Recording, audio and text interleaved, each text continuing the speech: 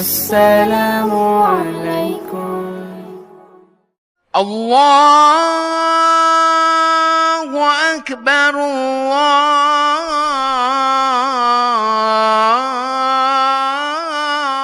أكبر.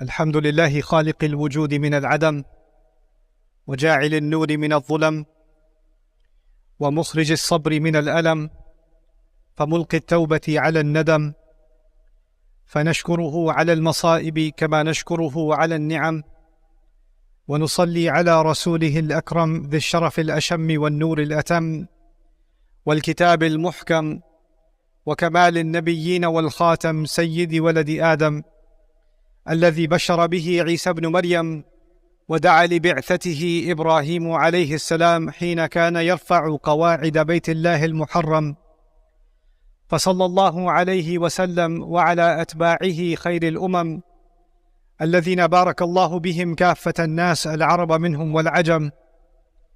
فالحمد لله الذي لم يتخذ ولدا ولم يكن له شريك في الملك ولم يكن له ولي من الذل وكبره تكبيرا. والحمد لله الذي أنزل على عبده الكتاب ولم يجعل له عوجا.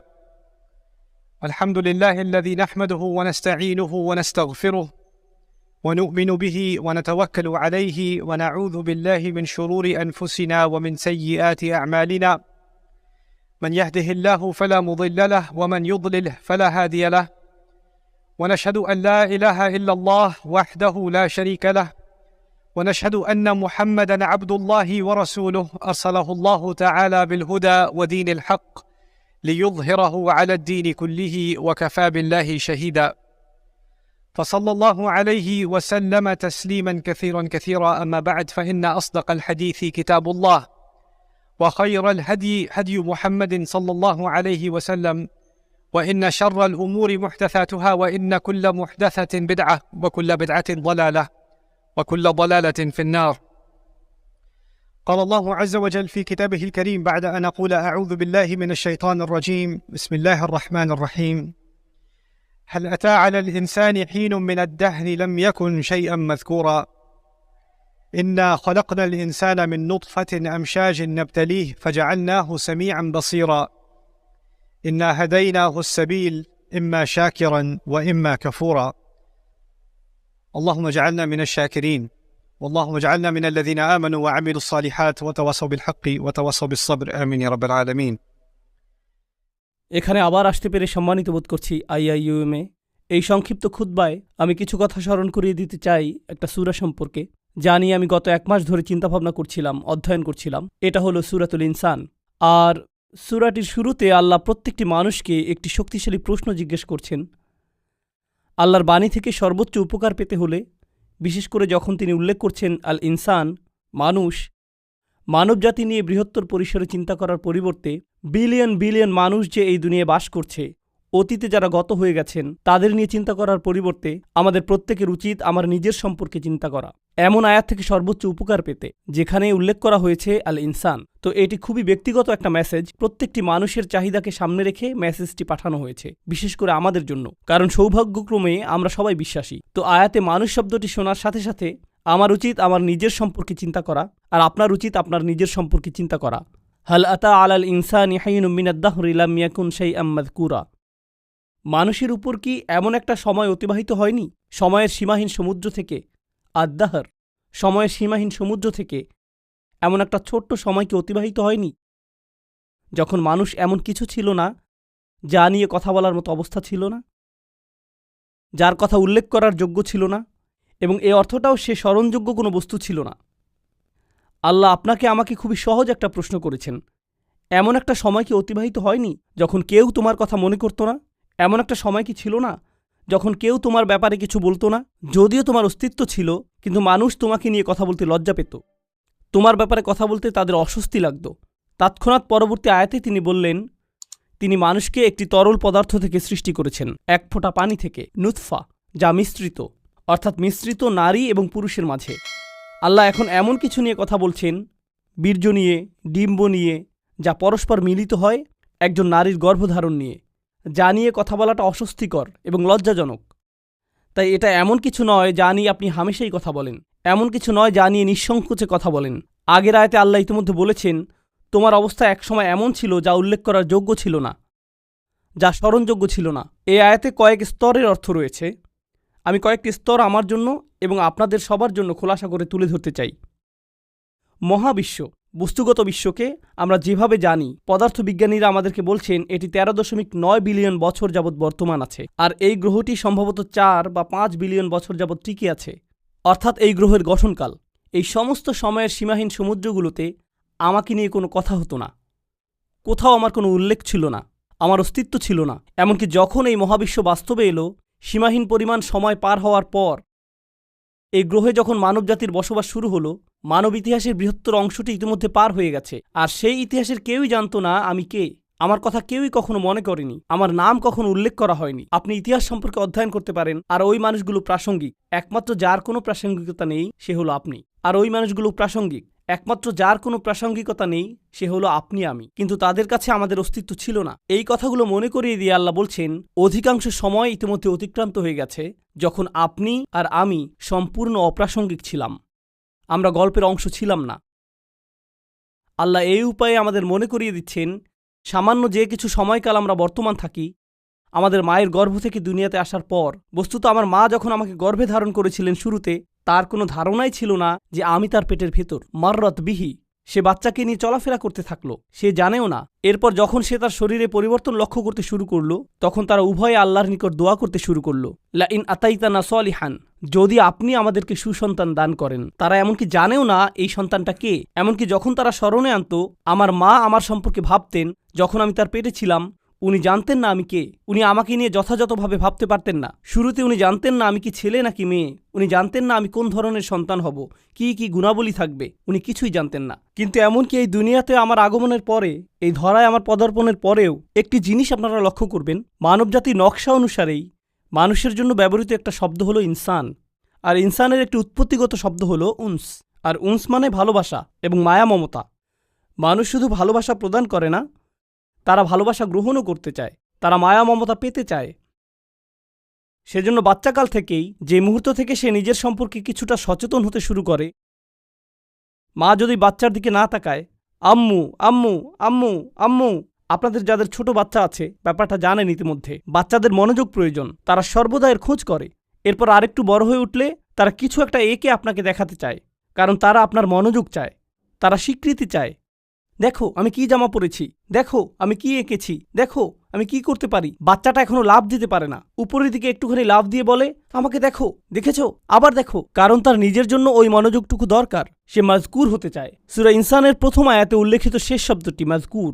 মাজকুর মানে যার কথা উল্লেখ করা হয়, যার নাম স্মরণে আনা হয়। এটি মানব প্রকৃতির ভেতরে স্থাপন করে দেয়া হয়েছে, আর এভাবে বড় হতে থাকেন। কিশোর বয়সে পৌঁছলে আপনি সুন্দর সুন্দর জামা কাপড় পরতে চান, আকাঙ্ক্ষা করেন নিজেকে যেন সুন্দর দেখায়, কারণ আপনি সবার নজরে পড়তে চান, দৃষ্টিতে পড়তে চান, এবং মাজকুরও, নিজের উল্লেখও চান। আশা করেন মানুষ যেন আপনাকে নিয়ে কথা বলে। আরও বড় হতে থাকলে, এখন আপনি বিশ্ববিদ্যালয়ে পড়েন, আমি জানি এখানে সমাবর্তন হতে যাচ্ছে, গ্র্যাজুয়েট হওয়া অনেক বড় একটা ব্যাপার। কি হয় যখন ছাত্ররা তাদের সার্টিফিকেট পায়? অনেকে ইনস্টাগ্রামে এবং ফেসবুকে তাদের সার্টিফিকেটের ছবি আপলোড করবে।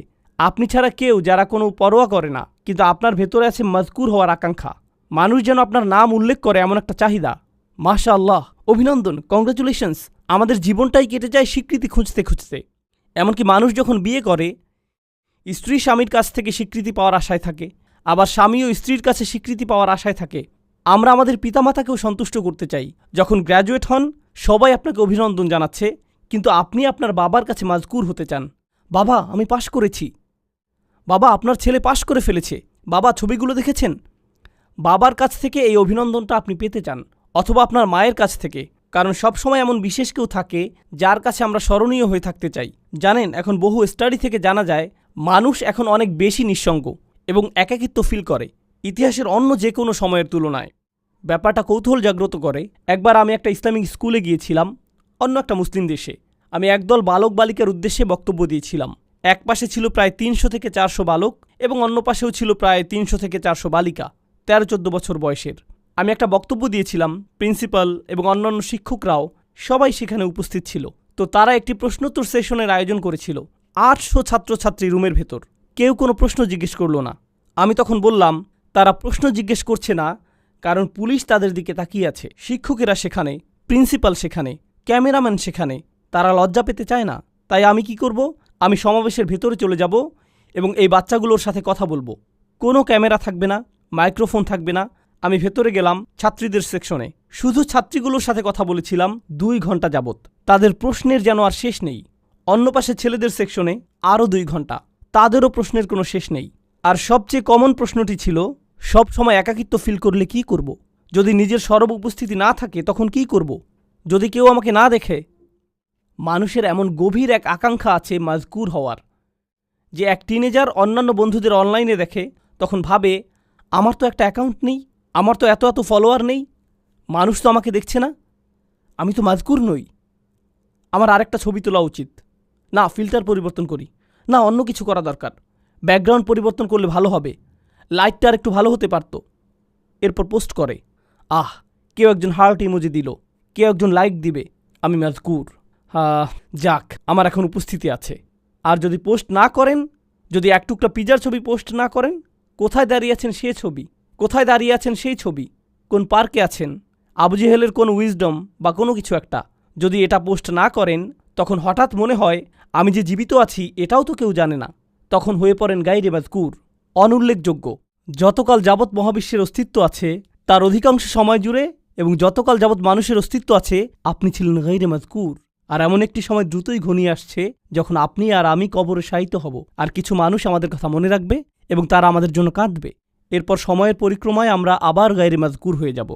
আমরা বিখ্যাত মানুষদের কথা মনে রাখি, আমরা ইসলামের ইতিহাসের বিখ্যাত আলেমদের কথা স্মরণ করি। আমরা স্মরণ করি যেমন ইমাম শাফিঈর কথা রাহিমাহুল্লাহ বা ইমাম আবু হানিফার কথা রাহিমাহুল্লাহ, কিন্তু তাদের তো বড় পরিবার ছিল, কেউ তো তাদের পরিবারের কথা স্মরণে আনে না। তাদের অনেকেই আমাদের নিকট এখন অদৃশ্য।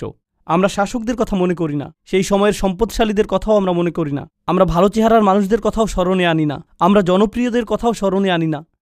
বিখ্যাত মানুষদের কথা অথবা তাদের কর্মের কথা আমরা স্মরণে আনি না। তারা বিস্মরণের অতল গহ্বরে তলিয়ে গেছে, তারা আবার অপ্রাসঙ্গিক হয়ে পড়েছে। আর আল্লাহ আমাকে আপনাকে শিক্ষা দিচ্ছেন, তোমরা এই জিনিসের পেছনে ছুটে চলছ প্রাসঙ্গিক হতে, স্মরণযোগ্য হতে, আলোচিত হতে, ফলোয়ারদের সাথে যুক্ত হতে।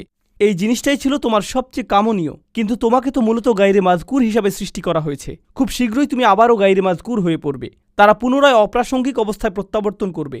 চিত্রটা খুবই নিরাশাজনক। কেউ আমার কথা মনে করবে না, কেউ আমাকে জানবে না। প্রসঙ্গত এমনকি যেসব মানুষরা আল্লাহকে বিশ্বাস করে না তারাও স্মরণীয় হয়ে থাকার চাহিদা অনুভব করে। তাই দেখবেন বিলিয়ন বিলিয়ন ডলারের মালিকেরা যারা কোনো কিছুতে বিশ্বাস করে না, তারা কোনো ধর্মে বিশ্বাস করে না, আর তারা মৃত্যুর সময় খুবই বৃদ্ধ, মৃত্যুর সময় তারা নিজেদের সম্পদ কোনো হাসপাতালে দান করে যায় বা কোনো দাতব্য সংস্থায় দান করে দেয়, কিন্তু সাথে একটা শর্ত আরোপ করে, বিল্ডিংয়ের গায়ে যেন আমার নাম লেখা থাকে, বা আমার একটা মূর্তি তৈরি করবে আর বিল্ডিংয়ের প্রবেশপথে ওটা রেখে দিবে। কারণ যদিও আমার অস্তিত্ব না থাকে, আমার স্মৃতি যেন বেঁচে থাকে। আমাকে তবু মাজকুর হতে হবে যদিও আমার অস্তিত্ব না থাকে। এটি এমন কিছু যা তাদের হৃদয়ের গহীনে স্থাপন করে দেয়া হয়েছে। কিন্তু এই যে আকাঙ্ক্ষা, আল্লাহ একটি বাচ্চার ভেতরে এটি রেখেছেন, শিশুটির মনোযোগ পাওয়ার আকাঙ্ক্ষা, বা যে আকাঙ্ক্ষাটা আল্লাহ মানুষের ভেতরে রেখে দিয়েছেন, যা মাল্টিবিলিয়নিয়ার ডলারের সোশ্যাল মিডিয়া ইন্ডাস্ট্রির মূল চালিকা শক্তি। মানুষ যদি অন্যের মনোযোগ না চাইতো, সোশ্যাল মিডিয়ার জন্ম হতো না, এর অস্তিত্ব থাকতো না। এগুলো শয়তানি কোনো মেশিন না, এগুলো শুধু আমাদের আকাঙ্ক্ষাগুলো খেয়েই বেঁচে আছে। আমাদের এই আকাঙ্ক্ষাগুলো থাকার কারণেই এগুলো এদের মতো করে কাজ করতে পারছে। এগুলো আমাদের কার্যকলাপ খেয়েই টিকে আছে। ব্যাপারটা হলো, আল্লাহ কেন এই চাহিদাটা আমাদের ভেতরে রেখেছেন? এর উদ্দেশ্যটা কি? আমি কেন সর্বদা স্বীকৃতির অন্বেষণে থাকি? কেন এমন মনে হয়? কেন আমার ভেতরটা শূন্য মনে হয়? যদি স্বীকৃতি না পাই, জানেন আমি কিছু একটা ফিল করি। যদি মনে হয় আমার কোনো উল্লেখ নেই, কেমন যেন ফাঁকা ফাঁকা অনুভূত হয়। আর আল্লাহ নিজেই এই ব্যাপারটা বর্ণনা করেছেন পরের আয়াতগুলোতে। তিনি বলেন, ইন্না হাদাইনাহুস সাবিলা ইম্মা শাকিরান ওয়া ইম্মা কাফুরা। আমি তাকে পথ দেখিয়েছি, একটা পথ। আল্লাহ প্রতিটি মানুষের ভেতরে প্রোগ্রাম করে দিয়েছেন যে তারা এই জীবনে একটি সফরে আছে। এখন এই সফরের একটি অংশ হলো, উপলব্ধি করেন বা না করেন, আপনি সেই সফরে এমনিতে আছেন। ইন্নাকা কাদিহুন ইলা রব্বিকা কাদহান ফামুলাকিহি। প্রতিটি দিন অতিক্রান্ত হয়ে যাচ্ছে। জীবন একটি সফর। প্রতিটি মানুষ মৃত্যুর দিকে 1 পা 2 পা করে এগিয়ে যাচ্ছে। আমাদের প্রত্যেক দিন আগের দিনের চেয়ে মৃত্যুর আরেকটু নিকটে। সেই ভ্রমণ স্বয়ংক্রিয়ভাবে এগিয়ে চলছে। এখানে আমার আপনার কোনো নিয়ন্ত্রণ নেই। আল্লাহ ইতোমধ্যে এটা ঠিক করে দিয়েছেন। কিন্তু এছাড়াও রয়েছে আরেকটি সফর, আমার জীবনের সফর নয়, বরং আমার হৃদয়ের ভেতরের এবং আমার মস্তিষ্কের ভেতরের সফর। আল্লাহ চান আমরা যেন আল্লাহর দিকে প্রত্যাবর্তন করার একটা সফর করি। আমরা আল্লাহর কাছ থেকে এসেছি, আমরা আল্লাহর জন্য, আর আল্লাহ চান আমরা যেন ইচ্ছে করেই আল্লাহর পথের দিকে ফেরার একটা সংকল্প করি আমাদের মাথায়, আমাদের অন্তরে। কিন্তু আমাদের মন অন্য কারো কাছ থেকে স্বীকৃতি পাওয়ার নেশায় বুঁদ হয়ে আছে। এটা অন্য মানুষদের কাছে গ্রহণযোগ্যতা পেতে চায়, কিন্তু আল্লাহ চান আমাদের হৃদয় এবং মস্তিষ্ক যেন সবার আগে আল্লাহর কাছে স্বীকৃতি খোঁজে। আল্লাহর কাছে স্বীকৃতি খোঁজে, আমার রব কি আমার প্রতি খুশি? আমার রব কি আমার ভালো কাজটির দিকে তাকিয়ে খুশি হয়েছেন? আমার এই সেবা দেখে কি আমার রব খুশি হয়েছেন? আমি কি আমার জীবন এমনভাবে অতিবাহিত করেছি যে একদিন যখন এই ভ্রমণের সমাপ্তি হবে তখন তার সাথে আমার সাক্ষাতের সুযোগ হবে? তিনি বলেন, ইম্মা শাকিরান। আল্লাহ মানুষকে এই সফরে এগিয়ে যাওয়ার সামর্থ্য দিয়ে সৃষ্টি করেছেন। আপনি আমাদের প্রত্যেকের জন্য রয়েছে দুইটি পছন্দের বিষয়, হয় আমরা কৃতজ্ঞ অথবা আমরা চরম অকৃতজ্ঞ। ইম্মা শাকিরান ওয়া ইম্মা কাফুরা। চলুন সাধারণ ভাষায় কৃতজ্ঞতার অর্থ বোঝার চেষ্টা করি কিছুটা। যদি আমি আমার ছেলেকে একটি বাইসাইকেল কিনে দেই আর সে বলল, থ্যাংক ইউ, ধন্যবাদ বাবা, আমি তাকে বাইসাইকেল কিনে দিলাম, কিন্তু সে জীবনেও এটাতে চড়েনি। সে বাড়ির এক পাশে এটি ফেলে রাখল, কাপড় দিয়ে মুড়িয়ে রাখল। এখন ওই থ্যাংক ইউর কোনো অর্থ নেই। কেন? কারণ সে যদি সাইকেলটি প্রতিদিন চালাতো, পরিষ্কার করত, প্রতিদিনের যত্ন নিত, তখন আমি বলতাম আমার ছেলে সাইকেলের জন্য কৃতজ্ঞ। কিন্তু সে যদি কখনো এটি ব্যবহার না করে ফেলে রাখে, সে যতই সাইকেলের জন্য ধন্যবাদ দিক না কেন, এটা কোনো ব্যাপার না। সাইকেলটা যে পড়ে থেকে ধুলাবালি সংগ্রহ করছে, তাই তার কথাগুলো ফাঁকা বুলি ছাড়া আর কিছুই না। এর নাম কৃতজ্ঞতা নয়। সহজে বোঝা গেল তো? যখন আল্লাহ আমাকে হেদায়েত দিয়েছেন, আল্লাহ আমাকে এই জীবনের একটি লক্ষ্য দিয়েছেন, আর আল্লাহ বলছেন, তুমি কি এই হেদায়েতের জন্য কৃতজ্ঞ হবে? আমি কি সেই হেদায়েতের জন্য কৃতজ্ঞ হব নাকি হব না? তার মানে আল্লাহ আমাকে যা দিয়েছেন, যদি আমি তা ব্যবহার না করি, যদি আমি তা জীবন চলার পথে কাজে না লাগাই, তখন আমি যত খুশি আলহামদুলিল্লাহ বলতে পারি, এটা অর্থহীন। আমি তো উপহারটি ব্যবহার করছি না, আমি কোনোভাবেই এটি কাজে লাগাচ্ছি না। এটাই হলো ইম্মা শাকিরান ওয়া ইম্মা কাফুরা। অসাধারণ সুন্দর একটা ব্যাপার আছে, যেদিকে আমি আলোচনার মোড় ঘুরিয়ে নিতে চাই। জানেন, এই একই সূরাতে, সূরাতুল ইনসানে পরের দিকে একেবারে সমাপ্তিতে আল্লাহ বর্ণনা করছেন, না বরং শেষের অংশে আল্লাহ জান্নাতি মানুষদের বর্ণনা দিয়েছেন। আল্লাহুম্মা আদখিলনা ফি জান্নাতিক। দোয়া করছি আল্লাহ যেন আমাদের তার জান্নাতে প্রবেশ করান। আমরা যখন আল্লাহর জান্নাতে প্রবেশ করব, পরিশেষে এমন একটা সময় আসবে, আল্লাহ যার বর্ণনা দিয়েছেন এভাবে, তার প্রতি বিশ্বাসীদের পোশাক পরানো হবে বিশেষ ধরনের, হুল্লু আসাউইরা মিন ফিদ্দাহ, তাই না? তিনি বলছেন, আলিয়াহুম সিয়াবু সুন্দুসিন খুদ্রু ওয়া ইস্তাবরাক ওয়া হুল্লু আসাউইরা মিন ফিদ্দাহ। তাদেরকে বিভিন্ন ধরনের সিল্কের তৈরি পোশাক পরানো হচ্ছে, হাতে বিশেষ ধরনের ব্রেসলেট পরানো হচ্ছে। মনে করতে পারেন রোলেক্স ঘড়ির মতো কিছু। বিশেষ ব্র্যান্ডের ঘড়ি পরানো হচ্ছে, হাতে ব্রেসলেট পরানো হচ্ছে, সুন্দর জামা পরানো হচ্ছে। কেন তাদের স্পেশাল পোশাক পরানো হচ্ছে? ভালো পোশাক পরেন কারণ বিশেষ কোনো অনুষ্ঠানে যোগ দিতে যাচ্ছেন, তাই না? আপনি উত্তম পোশাক পরেন যখন বিশেষ কারোর সাথে সাক্ষাৎ করতে যান। ঠিক একই আয়াতের পরের অংশে তিনি বলেন, ওয়াসাকাহুম রব্বুহুম শারাবান তাহুরা। আর তাদের রব আল্লাহ তাদেরকে পবিত্র ড্রিঙ্কস পান করতে দিবেন। আপনারা সরাসরি আল্লাহর সাথে সাক্ষাৎ করতে যাচ্ছেন। আপনাকে বিশেষ পোশাক পরানো হচ্ছে জান্নাতে, কারণ আপনি আল্লাহর সাথে সাক্ষাৎ করতে যাচ্ছেন। এখন জান্নাতে যখন আল্লাহর সাথে আপনার সেই সাক্ষাৎটি হবে, আল্লাহ আমাদের সবাইকে তার সাথে সেই সাক্ষাৎটি করার সৌভাগ্য দান করুন। যখন সেই সাক্ষাৎটি হবে, তিনি আমাদের একটা ড্রিঙ্কস দিচ্ছেন, সুস্বাদু পানীয় দিচ্ছেন। আর যখন পবিত্র পানীয় আমাদের দিচ্ছেন, তিনি তখন আমাদের সাথে কথা বলছেন, ইন্না হাযা কানা লাকুম জাযাউন ওয়া কানা সাঈকুম মাশকুরা। এটিই তোমাদের বেতন, এটিই তোমাদের পুরস্কার, আর তোমাদের কর্মপ্রচেষ্টা ছিল প্রশংসাযোগ্য। তোমাদের চেষ্টাগুলো স্বীকার করে নেওয়া হলো। অর্থাৎ মানুষকে সৃষ্টি করা হয়েছে উল্লেখের অযোগ্য করে। মানুষ মরে যায়, এরপর অন্যরা হয়তো কিছুকাল তাদেরকে মনে রাখবে অথবা রাখবে না, কিন্তু আল্লাহ বলছেন, মহাবিশ্বের বয়সের চেয়েও বেশি সময় ধরে এবং যতকাল যাবৎ আকাশসমূহ এবং পৃথিবী বর্তমান আছে তার চেয়েও বেশি সময় ধরে আল্লাহ আমার চেষ্টাগুলোর কথা মনে রাখবেন। আল্লাহ তার স্বীকৃতি দিবেন। আল্লাহ বলবেন, তুমি উত্তম প্রচেষ্টা দেখিয়েছ, আর তার পুরস্কার তুমি এখন পাচ্ছ। আল্লাহ আমার স্বীকৃতি দেবেন। আমি তখন মাজকুর হয়ে যাব আল্লাহর নিকট। আল্লাহ নিজে আমার উল্লেখ করবেন। আমরা যে আল্লাহর জিকির করি, এটি একটি দিক। আর এই আয়াতে আল্লাহ আপনার জিকির করছেন, তিনি আপনার কথা উল্লেখ করছেন, তিনি আপনার প্রচেষ্টাগুলোর কথা মনে করছেন, তিনি আপনার চেষ্টাগুলোর স্বীকৃতি দিচ্ছেন। তো এখন আমি আমার চাহিদা সম্পর্কে শিখলাম যে এটা বৈধতা চায়, আমার স্বীকৃতি পাওয়ার চাহিদা, আমার উল্লেখ পাওয়ার আকাঙ্ক্ষা। আল্লাহ যে পিপাসা আমার ভিতরে স্থাপন করে দিয়েছেন, আর কোনো মানুষ সে তৃষ্ণা কখনো মেটাতে পারবে না। যখন অন্য কারো মনোযোগ চাইবেন বা অন্য কারো স্বীকৃতি চাইবেন, আপনি সর্বদা হতাশ হবেন।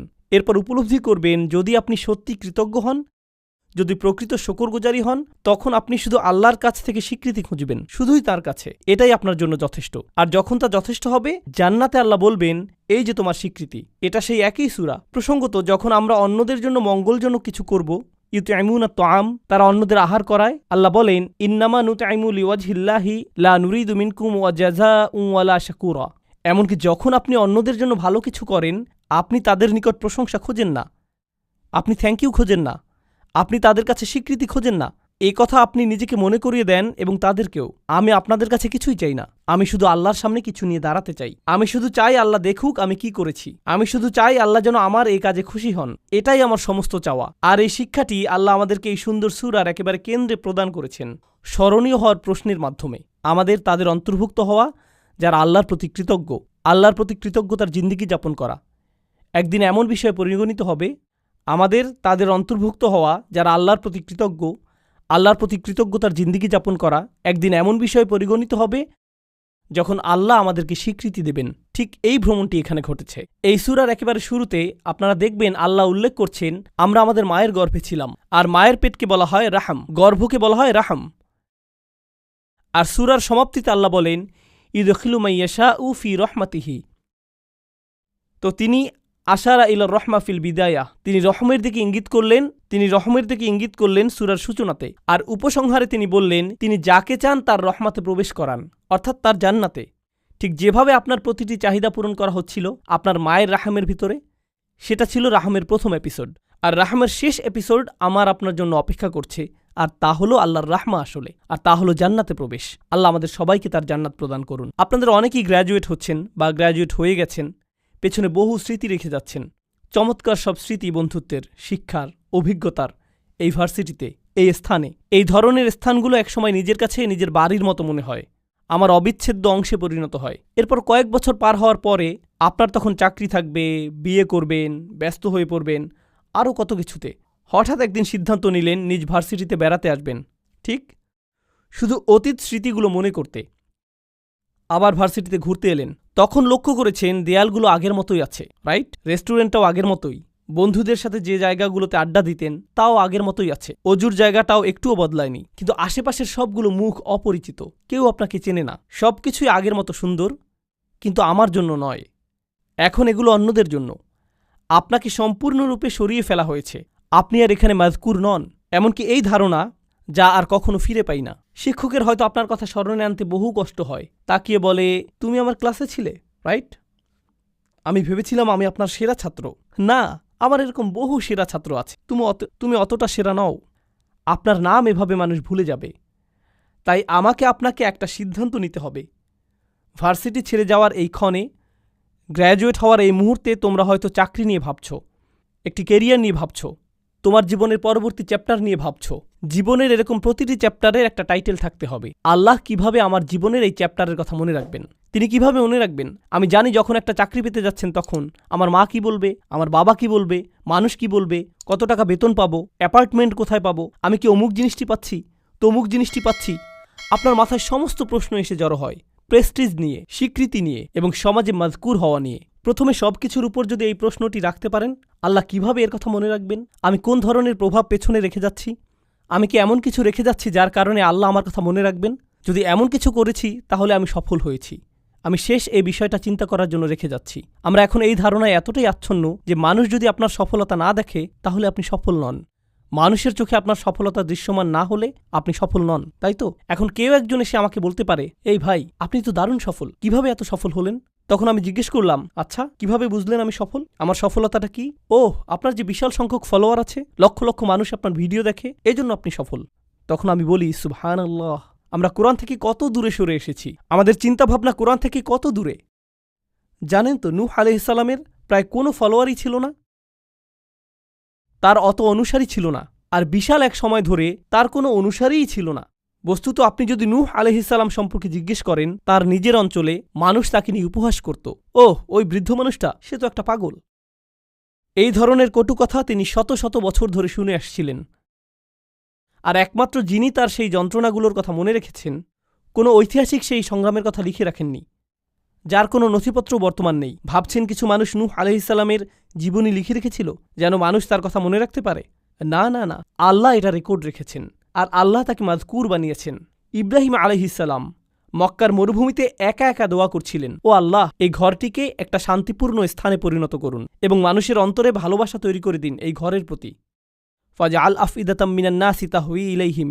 তখন কোনো ভিডিও ক্যামেরা ছিল না, কোনো লাইভ স্ট্রিমিং ছিল না, এরকম কিছু ঘটেনি, কেউ সেখানে ছিল না, শুধু একজন মানুষ মরুভূমিতে, শুধু তিনি আর তার রব কথা বলছিলেন।